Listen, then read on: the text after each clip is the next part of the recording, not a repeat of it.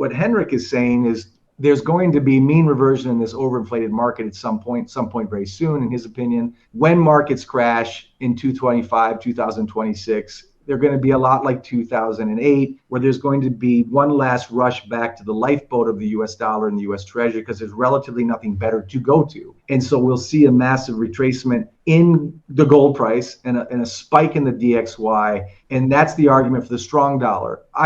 I will give a different argument, but as you've already heard, I think the dollar is so distrusted, unloved, and weaponized now that the game has changed significantly, and that the signs we're seeing right now in the DXY, in the gold market, in the COMEX, with stablecoin as a desperate attempt, in the Doge spending cuts, all these things to save the dollar are too little too late. Nonetheless, investors have sought refuge in bullion amid President Donald Trump's expanding trade war, record U.S. debt levels sparking concerns about the country's fiscal health, and growing encroachment on the independence of the Federal Reserve. Investors have piled into gold-backed exchange-traded funds this year, with total holdings in September hitting their highest point in 3 years, according to data collected by Bloomberg. The rush to gold has prompted the precious metal to keep setting new price records in 2025, extending a ferocious run from last year. Bullion touched $3,895 per troy ounce on October 1st, after U.S. lawmakers failed to reach a deal on federal funding, triggering the first government shutdown in almost 7 years. Renowned financial expert MatthewPiepenburg notes that the dollar's supremacy is eroding fast. He contrasts the strong dollar camp of Brent Johnson and Henrik Zayberg with today's reality of soaring U.S. debt and BRICS quietly hoarding gold.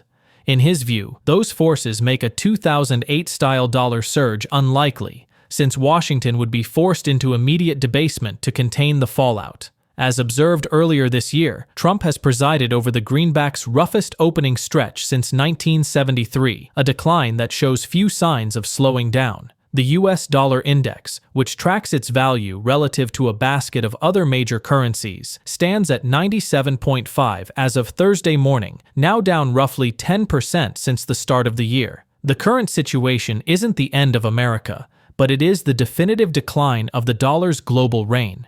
The core problem is America's debt-driven debasement.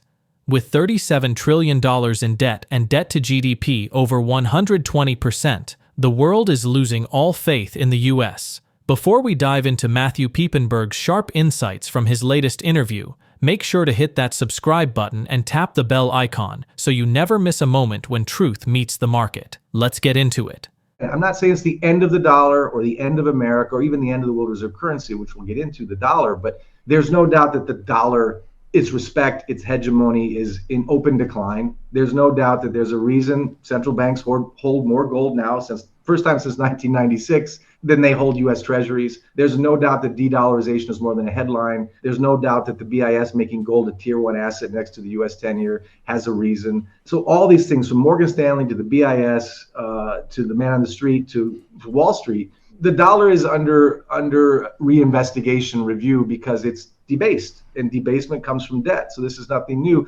And spending cuts to cut spending, to try and help our deficit, to try and help our debt problem, is a Band-Aid solution to an open chest wound. It's not going to be enough. And it's not even partisan anymore, because left or right, it doesn't matter. And I've said this smugly, it doesn't matter who's in the White House, doesn't matter what party, it doesn't matter if it's Santa Claus or Papa Smurf. There is no easy solution. There is no quick solution without some constructive destruction, some austerity, more currency debasement, further desperation. Of course, gold's only rising because dollars, like all fiat money, are becoming less and less effective. And that's not an argument for the gold bug school, the kooks. It's an argument of history. It's an argument of basic math. We know this. We've tried a lot of desperate attempts. You got to give credit to Trump. You can say he did a heck of a lot more than the last administration. You could say a headless chicken from Doge, USAID, tariffs, etc.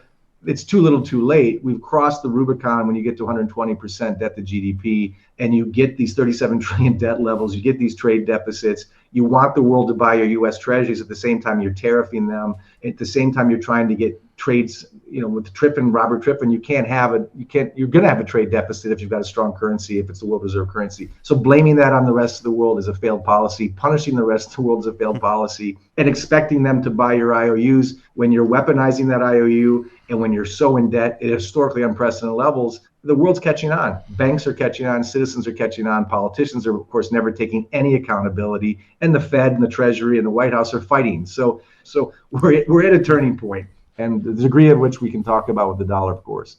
Let me be very clear. I'm not saying this is the end of the dollar. The dollar goes to zero. The world reserve currency ends tomorrow. The yuan or the ruble comes in and the world lives happily ever after. I've had many conversations, many of them interviews that have been published on YouTube with Brent Johnson years back about the dollar, and then the Dixie, and just recently in South Africa with Heinrich Sieber. Very smart guys who have a very strong thesis. I'm not even saying they're wrong. I want to set it up so that we know that there is a strong dollar camp out there. Ultimately, all of them are pro gold. I think of Brent Johnson. He's very eloquent. He's very smart. He's not necessarily wrong. And it's the same thing with Heinrich Sieber.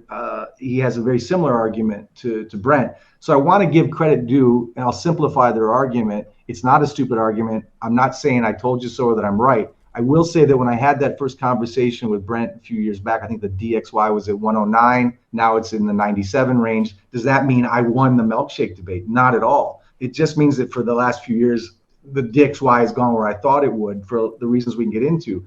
What Brent Johnson and Heinrich are both, I think, saying is, yeah, de-dollarization is real. Yes, debt is real. Yes, the dollar is a real beast. It's a real mean, weaponized, unfair currency, and there's a lot of reasons to hate it. But there are things you can't deny about the dollar. And these are kind of the core. And again, I'm simplifying, so I'm sure Brent is rolling his eyes.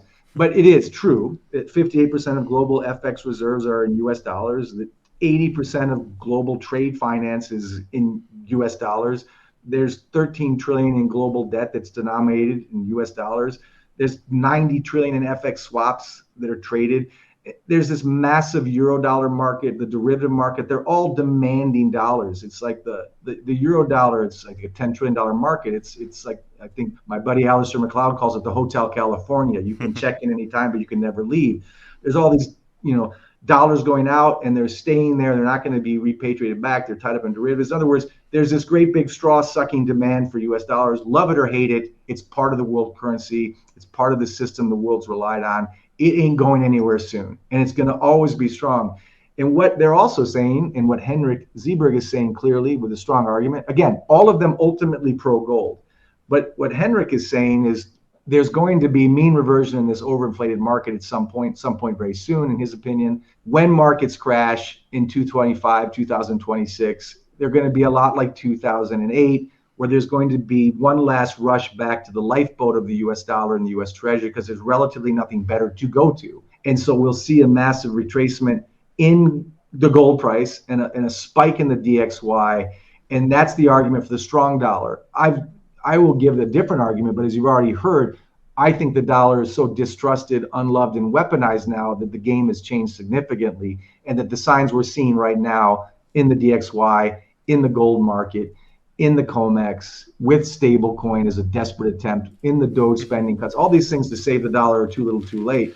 But what I will say to Heinrich and Brent's theory is it's very plausible theory. And it is possible that in another market mean reversion, the dollar becomes the safe haven, the U.S. Treasury becomes the safe haven. It's arguably plausible that could happen. What I'm saying is very different in 2008, and this is this conversation from 2008. What's very different in 2025, and Francis Hunt and I kind of double team poor Heinrich in this conversation, is it's not the same world. What's happened between 2008 and 2025, first in U.S. debt level, it's gone up exponentially. What's also happened is the weaponization of the dollar. What's also happened is we pushed the BRICS in the East too far. When we weaponized that dollar, that was kind of the last straw in trusting this neutral reserve currency. In the meantime, the countries of the East, the central banks of the East, even pre-weaponization, even pre-2022, have been playing what I call chess, while the West and the U.S. play checkers. They have been silently stacking their gold internally, unreporting that gold to the World Gold Council. They've seen the longer arc of history, the longer direction of the hockey puck for years. It was hard to talk about this when the DXY was strong and gold was getting pressed down and the COMEX was repressing the price. No one wanted to believe this. It seemed like kooky theories. But I think these things are now playing out, especially post 2022, at a rapid pace. The BRICS, the de-dollarization, the rise of the Shanghai Gold Exchange now letting foreigners come in, they don't have to be Chinese entities, getting freer price discovery, with the outflows in the COMEX too, in the silver and gold space, the ability to artificially short those metals is significantly different today than it was in 2008. You've got, again, 3x expansion in the central bank, gold purchases, the tier one status at the BIS. It said all these things to me make me less hopeful that Heinrich and Brent are going to be right about the DXY spiking to 130, 140 for a lot of reasons. Most importantly, I don't think the US could allow the DXY to spike to 130 or 140. There would be an immediate yield curve control, an immediate currency debasement, not years or months later, but immediate. In the interview, MatthewPiepenburg underscores that America isn't just drowning in debt, it's trapped by it. He argues that this debt trap drives political chaos and the daily loss of purchasing power felt on Main Street. Even Wall Street, which has long been dismissive of gold, is now acknowledging its rise as trust in fiat currencies crumbles. Gold melted upward this week as the shutdown of the United States government provided one more reason to dump dollars and flee into hard assets, driving the yellow metal to the edge of $3,900. The latest Kitco News Weekly Gold survey showed Wall Street as bullish as ever, following another standout performance, with Main Street investors also increasingly optimistic about the precious metals' potential gains next week. Regarding global reserves, Piepenburg notes that central banks now hold more gold than U.S. Treasuries for the first time since 1996. He argues this shift accelerated after 2022, when the weaponization of the dollar destroyed trust in treasuries as a neutral asset.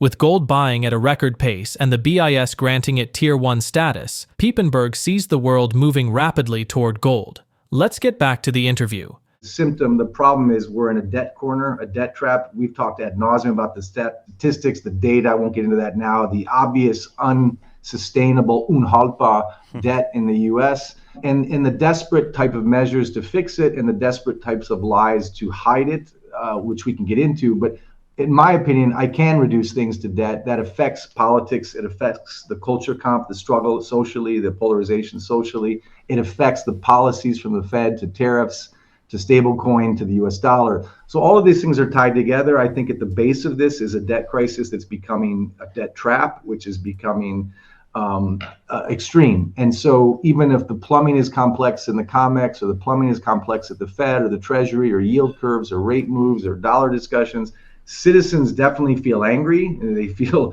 the purchasing power hurting them. They feel inflation as it's not reported in real terms. They certainly feel it in their daily lives. And they're angry, and they're looking for reasons, and they're looking for blame, whether that's at the social level, the political level, and of course at the partisan level at the House and the Senate. It's an absolute mess. It's more so than ever before, but we're used to that in the US. The degree of it's just gotten worse. And again, we can pull on different strings, but I do say it's coming down. We can call the fourth turning, the great taking, the cycles of history, but it's coming down to a crisis that we can no longer hide. Even the 60-20-20 portfolio at Morgan Stanley, where whales are admitting we need to buy or we need to hold U.S. gold, that's not even coming from the top down. That's coming from the bottom up. Clients, high net worth clients, are actually undeniably seeing the rise of gold. They're undeniably seeing that for 20 years, Wall Street has been poo-pooing gold as a pawn shop asset. It's too volatile when it's outperformed even this S&P bubble for a quarter of a century. So you can't hide what gold is doing in price moves. If you look a little deeper, you can't hide why gold is rising, because trust in fiat money in general and trust in the world reserve currency, weaponized, debased, over-indebted, is now becoming obvious. It's felt by everyone as becoming more obvious to investors, even to Wall Street banks, and frankly, even to politicians. Even Besant, I don't have a lot of respect for his honesty, but it's certainly more honest than Yellen that we have a debt crisis. Trump certainly knows we're in a debt crisis. He's got all these policies, US aid, Doge, stablecoin, tariffs, gold revaluation, all these things to save us. None of them will, because we're past the Rubicon. But long answer, short question, a lot of polarization, a lot of frustration, a lot of infighting. I personally think it's coming from the financial effect of feeling stressed from Main Street to Wall Street, and certainly in DC. And I think that stress emanates from the ripple effect of a debt crisis that is now a debt trap. This is the first time since 96 that central banks hold more gold than US treasuries. That's a massive sign, a lot of reasons. The trend really began all the way back in 2014 when central banks were net sellers of treasuries and net buyers of gold. Now the gold has surpassed the treasuries in actual holdings. This process of kind of moving away from this slowly over-indebted U.S. Treasury, which was in line because QE2 was starting around that time. The world was saying, boy, this country's in a lot of debt. They're printing a lot of money. They're issuing a lot of debt, a lot of IOUs. The eyebrows were raised as far back as 11 years ago. Obviously, 2014 is when the data really started to come in. Certainly by 2022, which I said, and many others, not just me, said that was the seminal moment in my life watching the macros when we weaponized the US dollar against a major nuclear power in the R in the BRICS, already in bed with China, which is the C in the BRICS. When we weaponized the dollar, we also constructively defaulted on a bond there, but we weaponized an already indebted dollar. And that's when distrust for the US Treasury accelerated at a higher pace, when gold stacking by central banks tripled overnight. And for the next, since 2022, gold has been stacked at an incredible historical rate. Again, and around that time, the BIS came in and gave gold a tier 1 status. And then we saw these problems on the COMEX. But this distrust of the Treasury comes from two places. A, there's too much debt. They don't trust the issuer. It's just becoming too desperate. And B, they weaponized that in 2022. Again, regardless of what you think of Putin or Zelensky in that rabbit hole, it was, as Robert Triffin warned in the 1960s, the biggest mistake you could do with a neutral reserve asset. If the U.S. Treasury becomes a non-neutral asset, a weaponized asset, the world will go to a neutral asset with no counterparty risk, and that's physical gold. That's why we're seeing the stacking by central banks. That's why we're seeing the BIS give it credit. And that's why we see the COMEX seeing this panic and the LBMA banks seeing this panic, and why we see SPYMEX in St. Petersburg and the Shanghai Exchange getting more credibility, because the world is, as predicted, moving to a more trusted strategic reserve asset and moving away from this U.S. Treasury. And of course, that has an impact on the dollar. But we did this to ourselves. We went too far in debt, and we weaponized that so-called neutral reserve asset, and the world's responding. And de-dollarization, which you said everyone's trying to ignore or downplay, as just something that would take years and years. And we could talk about the dollar in more detail. It's actually happening much faster than even I thought. But I knew that 2022 was as big a turning point for the dollar as 1971. And, I've got the receipts. And again, I'm not alone. We all saw this who were tracking gold and tracking the collision of politics, monetary policy, and gold. And it wasn't a gold bug case. It was just understanding history. Kitco senior analyst Jim Wyckoff believes the path of least resistance for gold prices remains upward. Steady higher on bullish charts, steady safe haven bidding. If fiscal instability deepens and Washington leans on more debasement, gold could climb toward $5,000 over the next cycle, cementing its role as the world's preferred safe haven asset, while the dollar's global dominance continues to erode. Given the accelerating de-dollarization, how far could gold rise in the next few years, and what implications does this have for the future of the US dollar? Drop your thoughts in the comment section below. If you find this video informative, don't forget to support our channel and turn on notifications to stay informed about our latest videos. See you in the following video.